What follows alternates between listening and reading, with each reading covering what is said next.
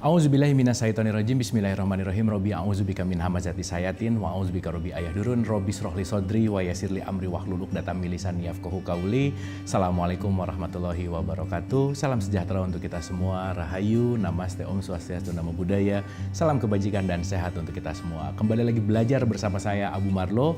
Kita sama-sama membuka pikiran, membuka hati kita, membuka pendengaran, penglihatan hati, akal pikiran kita, yang mudah-mudahan pembelajaran kita membawa kepada pengetahuan, dan tidak hanya berhenti dalam pengetahuan, kita masukkan ke dalam hati kita dan outputnya adalah kebermanfaatan dan kasih sayang. Oleh karena itu, seperti biasa, untuk kita membuka hati kita, untuk kita mendapatkan hikmah, mari kita hadirkan diri kita hadir utuh di sini saat ini. Mari kita rilekskan dulu pikiran kita tenangkan pikiran kita, senantiasa menghadirkan diri kita utuh di sini saat ini. Oleh karena itu, mari kita menghening sejenak sebelum kita mulai. Menghening dipersilahkan.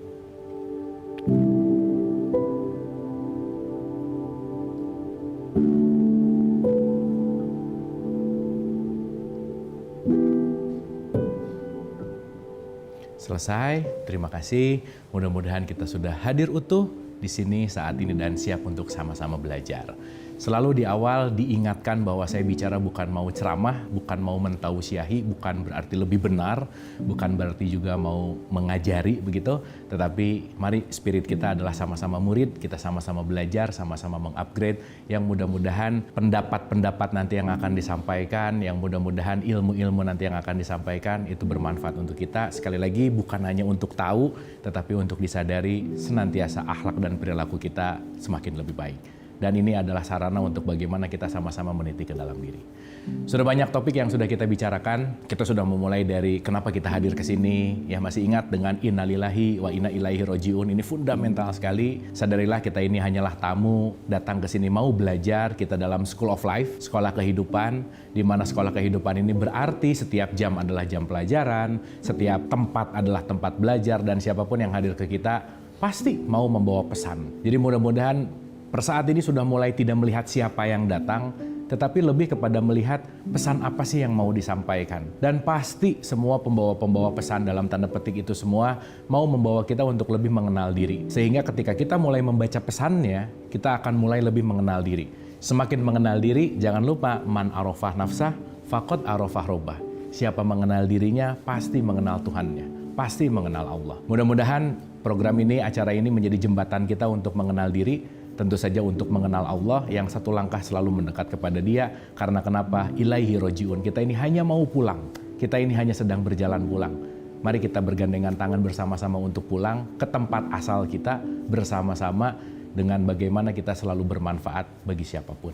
Di episode kali ini kita akan lebih dalam lagi, kita akan lebih masuk lagi, karena kita akan lebih mengenal konteksnya adalah musuh manusia gitu. Wah, ini menarik sekali gitu. Kalau dengar kata musuh itu kadang-kadang langsung berpikir ke kelompok lain, atau ke sosok, atau ke yang berbeda gitu. Permusuhan-permusuhan itu dilihat dari fisikalnya, dilihat dari jasmaniahnya gitu.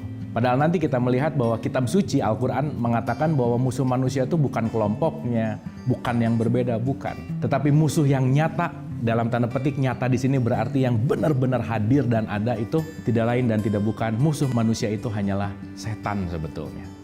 Nah, menariknya, kalau dengar kata setan sekarang analoginya itu udah menjadi bentuk yang menyeramkan. Bahkan ada film setan gitu ya, misalnya yang disimbolkan dengan suster ngesot lah, disimbolkan dengan hantu lah, wah macem-macem gitu kira-kira. Dan itu it's okay. Tetapi yang penting untuk kita sadari tentang setan ini pun harus kita kenal. Kenapa? Kalau kita tidak mengenal setan, kita tidak akan pernah mengenal siapa diri kita.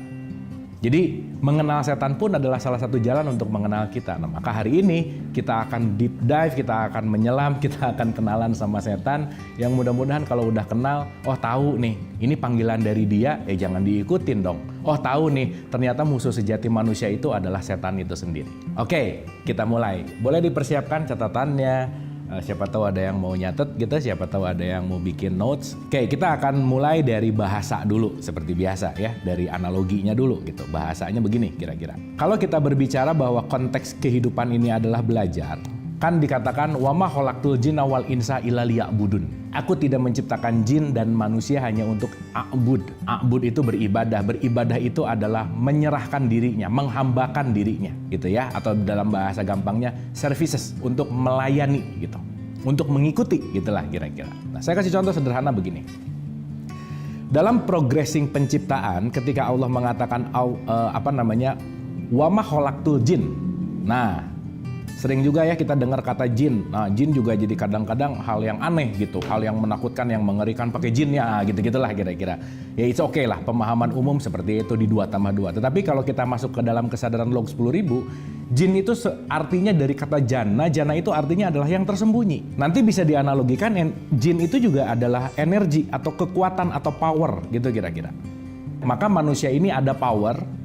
Dan konteksnya, jin itu adalah powernya, manusia itu adalah wadahnya, gitulah kira-kira. Oke ya, ini kita kupas sederhana dulu di awal ini, karena nanti akan ada penjelasan lebih detail gitu. Nah, tapi yang ingin disampaikan adalah ini untuk memudahkan kita. Di surat 51 ayat 49 juga selalu dikatakan bahwa aku menciptakan segala sesuatu berpasangan gitu. Ada balancingnya gitu intinya. Maka kita akan bagi dua dulu nih. Dalam konteks yang namanya energi, memang didesain sama Allah itu sendiri, ada 2 poin penting di sini. Ada energi, keinginan, atau will, atau power yang selalu mengikuti.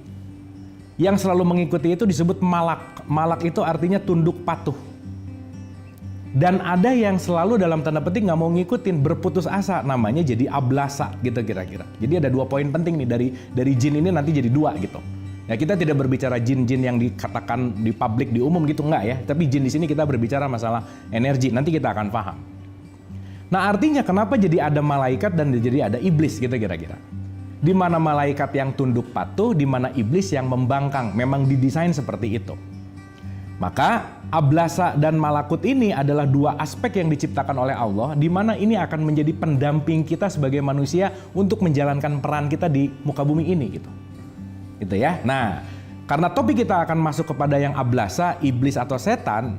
Setan itu juga artinya adalah menjauhkan segala sesuatu yang menjauhkan kita dari jalan Allah. Itu namanya adalah sayatin. Ya, jadi sekali lagi berbicara masalah sayatin atau syaitan itu adalah kemauan, keinginan, di mana keinginan itu yang menarik jauh dari keinginan-keinginan Allah gitu kira-kira. Secara mudah kalau kita analogikan ini sama dengan yang namanya ego gitu kira-kira. Maka biasanya datangnya dari pikiran yang selalu membisikkan ke kita. Makanya yuwas wisufi sudur, nggak jauh nih. Kenapa kalimatnya membisikkan, nggak meneriaki gitu? Berarti kan jaraknya nggak jauh. Maka setan tuh dekat banget sama kita sebetulnya. Dan nanti kita akan mengerti datangnya dari mana. Dan nanti kita akan mengerti, ini suara setan atau suara Allah gitu kira-kira. Karena nanti kita akan menyadari bahwa di dalam diri kita, jangan lupa, Allah beserta kita di mana saja kita berada, karena percikan cahayanya adalah ruh di dalam diri kita. Di mana itu nanti berteriak juga. Tetapi teriakan itu kadang-kadang tertutup oleh pikiran-pikiran, oleh ego-ego. Itulah nanti yang disebut dengan yang namanya setan. Maka di Al-Baqarah 168 dikatakan setan itu adalah musuh yang nyata. Jadi kalau kita berbicara, maaf banget, ini musuh Islam gitu. Ini musuh kita gitu. Musuh itu bukan kelompoknya. Musuh itu bukan person, bukan subjek, bukan. Tapi justru yang menjadi musuh sejati adalah sifat-sifat setan yang ada di dalam diri kita. Maka ketika para sahabat pulang perang Badar bertanya, ya Rasul, kita berikutnya mau perang apa nih yang besar?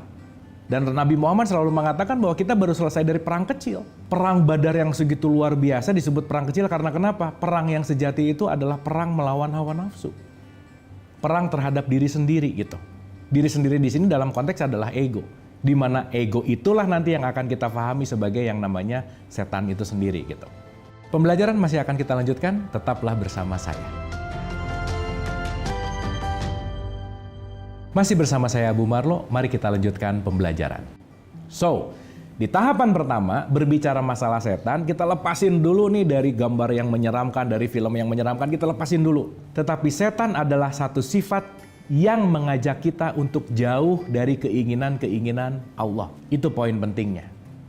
Maka iblis sama setan ini biasanya satu package. Iblis itu dari kata ablasa, artinya adalah putus asa. Maka menjauh dari Allah itu adalah keputusasaan.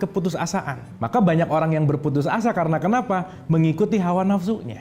Maka Ketika nanti kita sadari bahwa sifat-sifat ini ada di dalam diri kita, maka kita akan berwaspada kepada musuh yang sejati. Sekali lagi, musuhnya nggak pernah di luar diri kita, tapi musuhnya ada di dalam diri kita. Dan itu nyata sekali.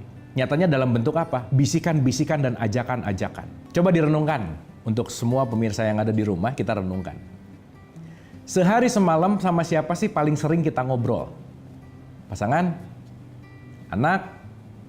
Teman, relasi, kolega, sama siapa sih paling banyak kita ngobrol? Ternyata kalau kita mau lebih disadari lagi, yang paling sering kita ajak ngobrol adalah diri kita sendiri. Itu yang disebut dengan yang namanya self-talk. Kualitas diri kita akan tergantung dengan kita tiap hari ngajak ngobrol diri kita sendiri itu hal yang baik atau hal yang buruk. Itu poin pentingnya. Jadi kalau kita banyak diinput dengan obrolan-obrolan terhadap self-talk kita, pembicaraan kita yang negatif, kita akan cenderung punya negatif energi, udah pasti gitu.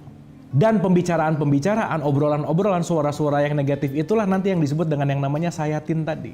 Keinginan untuk mencuri, keinginan untuk mendendam, keinginan untuk iri, keinginan untuk benci, dan seterusnya. Itu ada bisikan-bisikan yang memang didesain sama Allah, ada di dalam diri kita karena kenapa? Ingat, kita mau belajar. Kalau mau belajar, perlu pembelajar, perlu yang mengajarkan. Oke ya, di tahapan ini berarti kita udah lepasin dulu tuh dari imajinasi-imajinasi setan itu tentang filmnya yang mengerikan lah, gambar yang mengerikan lah, sosok yang mengerikan, kita lewat dulu. Karena kenapa? Sekali lagi, setan adalah sifat. Sifat yang akan mengajak kita untuk jauh dari keinginan-keinginan Allah. Itu poin pentingnya. Nah, sekarang kita mulai menyelami nih.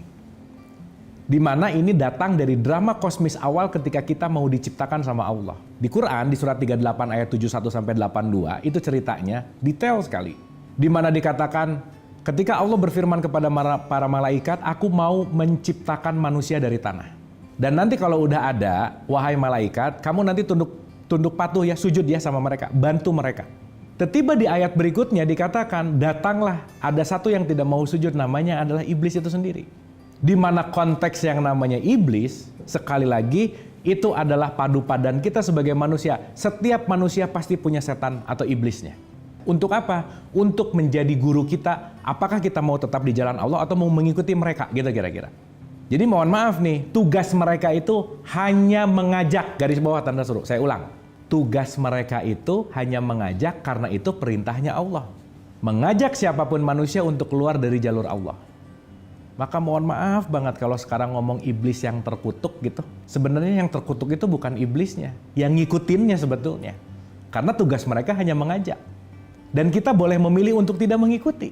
Nah, sekarang kita kenali masing-masing dari karakteristiknya. Di surat 38, 71, 72, 73 itu dan sampai 82 itu detail gitu ya. Nanti boleh dibaca part by partnya. Tetapi saya akan mengambil sari-sarinya aja supaya lebih efektif dan efisien. Nomor satu nih ya. Jadi kalau ini udah mulai kelihatan ciri-ciri ini, sadarilah bahwa di situ setan hadir. Jadi nanti abis ini akan sadar banget kalau mau ketemu setan tuh nggak usah jauh-jauh kemana-mana. Tinggal bercermin udah ketemu aja. Karena kenapa? Itu nggak akan ada di luar diri kita. Pasti sifat-sifat itu ada di dalam diri kita. Dan kita penting untuk menyadari sifat-sifat itu. Jangan sampai sifat-sifat itu menjadi dominan di dalam diri kita. Itu poin pentingnya. Oke, yang pertama dikatakan begini.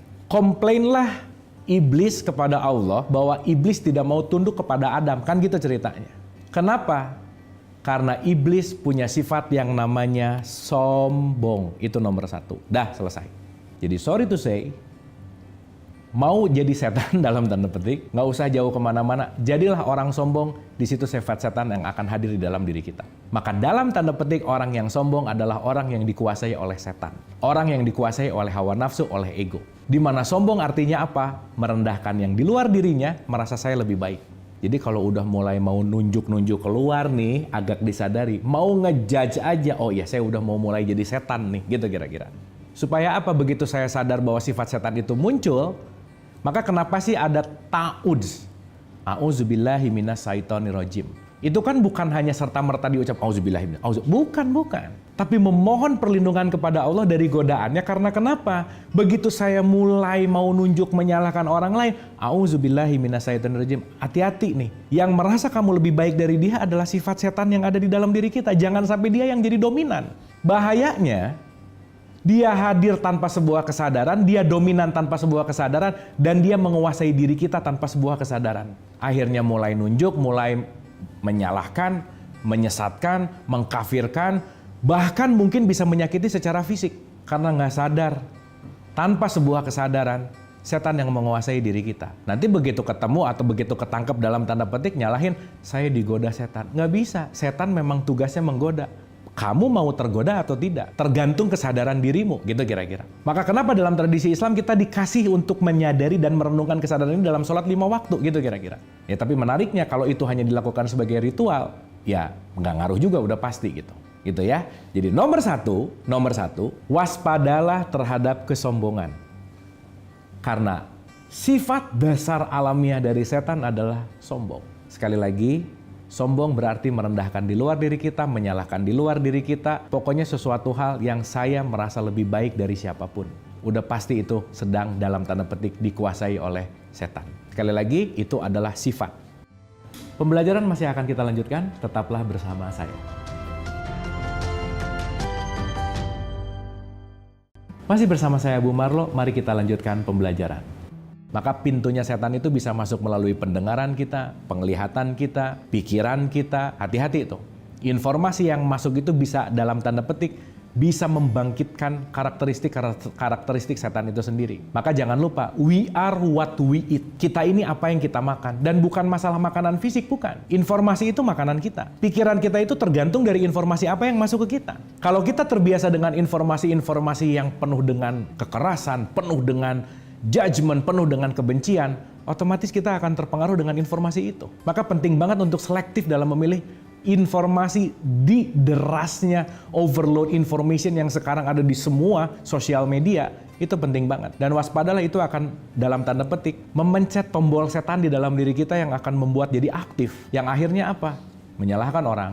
Akhirnya apa? Merasa lebih baik. Akhirnya apa? Menjudge orang dan seterusnya gitu kira-kira. Jadi ketika sombong itu hadir, sadarilah musuhnya udah mulai keluar tuh. Disitulah kita berta'awudz, a'udzubillahi minasyaitonirrajim. Sadarilah kalau saya sedang merasa lebih baik dari orang lain, berarti setannya lagi aktif. Berarti iblisnya lagi aktif. Maka kenapa sih Nabi Muhammad mengatakan gak akan pernah masuk surga siapapun kalau masih membawa setitik kesombongan. Karena kesombongan itu yang akan membuat kita benar-benar dikuasai oleh setan itu sendiri. Ya, mudah-mudahan kita belajar untuk jangan jadi orang sombong. Sekali lagi, kita tuh nggak tahu apa-apa, nggak bisa apa-apa. Sebanyak-banyak yang kita tahu, lebih banyak yang kita nggak tahu. Sebanyak-banyak yang kita bisa, lebih banyak yang kita nggak bisa. Maka agak nggak pantas kalau kita ngerasa lebih dari yang siapapun itu. Apalagi yang dinilainya cuma casingnya. Saya lebih tinggi jabatannya bisa dengan mudah merendahkan jabatan yang di bawah saya. Oh itu setan banget gitu kira-kira. Jelas ya? Dan saya rasa kita banyak menjumpai setan-setan yang benar-benar kelihatan. Jangan lupa, surat 6:112 dikatakan setan itu wujudnya manusia, salah satunya. Yang orang teraktivasi setannya ya itu adalah wujud. Wujud dari apa? Sifat setan itu sendiri gitu. Tapi ya balik lagi ya, paling gampang mau nyari setan tinggal cari cermin, ngaca aja. Nah di situ tuh banyak tuh sifat-sifat yang penting untuk kita telaahi, supaya sifat setannya nggak muncul gitu. Itu nomor satu. Yang kedua, ini bawaannya lagi nih. Di 17 ayat 53 di Al-Quran dikatakan, sifat setan itu adalah sifat di mana dia bawaannya mau melakukan yang namanya selisih. Bawaannya tuh ribut mulu. Bawaannya tuh yang dilihatnya nyari-nyari kesalahan orang terus, gitu kira-kira. Jadi kalau ngelihat orang tuh yang dicari salahnya dulu gitu. Yang dicari nggak bagusnya dulu gitu. Yang dicari jeleknya dulu gitu. Nah udah selesai itu. Itu salah satu sifat setan yang perlu juga kita waspadai. Dan ini kadang-kadang terjadi tanpa disadari. Itu bahayanya. Anyway, ini penting untuk kita sadari. Bahan baku kita ini adalah percikan ruhnya Allah. Yaitu adalah kasih sayang. Jadi fitrahnya kita sebagai manusia, bahan baku kita ini adalah kasih sayang. Jadi mohon maaf nih, kebencian itu diajarkan loh. Iri dengki itu dibiasakan. Jadi kita membenci, kita menjudge, itu tuh bukan fitrah kita sama sekali, bukan. Itu diajarkan oleh lingkungan. Maka kita ini tergantung nature dan nurture-nya. Lingkungan di mana kita besar, itu juga akan memengaruhi sifat karakteristik kita, gitu intinya. Nah kan setan memang didesain sama Tuhan untuk menggoda kita sebagai manusia, tetap mau milih Allah atau enggak sih? Karena kalau nggak ada setan, kita nggak akan tertantang dalam tanda petik. Ingat waktu kita bahas ujian, ketika mau naik kelas harus diuji dulu. Nah para penguji dalam tanda petik ini salah satunya bisa setan. Dan setan didesain untuk menguji kita apakah kita tetap memilih Allah. Saya kasih contoh sederhana aja. Gitu ya, misalkan. Indikator parameter datangnya setan datang dari mana? Di surat 22 ayat 52 itu datang dari yang namanya keinginan. Nah hati-hati nih. Di dalam keinginan pasti ada setan. Jadi kalau banyak keinginan, banyak setan ya udah gitu aja. Makanya kalau hidup banyak keinginan tuh repot banget. Bukan berarti bukan nggak boleh punya keinginan, bukan. Bedakan antara keinginan dan kebutuhan. Kadang butuhnya 1, pengennya 5. Jadi kalau orang tidak berdamai dengan keinginannya, dia susah mencapai rasa syukur. Susah untuk bersyukur, itu poin pentingnya. Di dalam keinginan itu pasti ada godaan-godaan setan. Maka kalau keinginannya didominasi, setannya mendominasi. Saya kasih contoh sederhana, misalkan. Kan ada sifat gini ya, tetangga yang beli kompor yang panas saya, tetangga yang beli mobil yang pusing saya gitu. Udah menjudge tuh, kerjaannya perasaannya gitu-gitu doang kok dia beli mobil. Oh udah di situ dengan berspekulasi dengan pikiran-pikiran buruk yang membuat jadi iri. Akhirnya apa? Termotivasi pengen punya mobil karena kenapa? Tetangga mobilnya baru. Padahal kapasitasnya belum bisa beli mobil. Akhirnya apa? Ada keinginan begitu ada kesempatan di kerjaannya untuk bisa korupsi dalam tanda petik. Setan tuh paling hebat kalau udah mau menjerumuskan kita tuh udah di planning luar biasa. Makanya dia nanti akan kasih jalan, nanti kamu caranya gini, nyari temannya begini, itu semua di setup sama dia gitu kira-kira. Tapi yang menarik, coba kita renungkan. Karena nature kita adalah kasih sayang, nature kita ini adalah ruh sejati sumber kasih sayang. Sejatinya kalau kita mau melakukan sesuatu hal yang tidak sesuai dengan keinginan Allah tuh, kita tuh menolak sebenarnya. Coba renungin aja. Pertama kali ngebohong, apa sih rasanya? Deg-degan banget.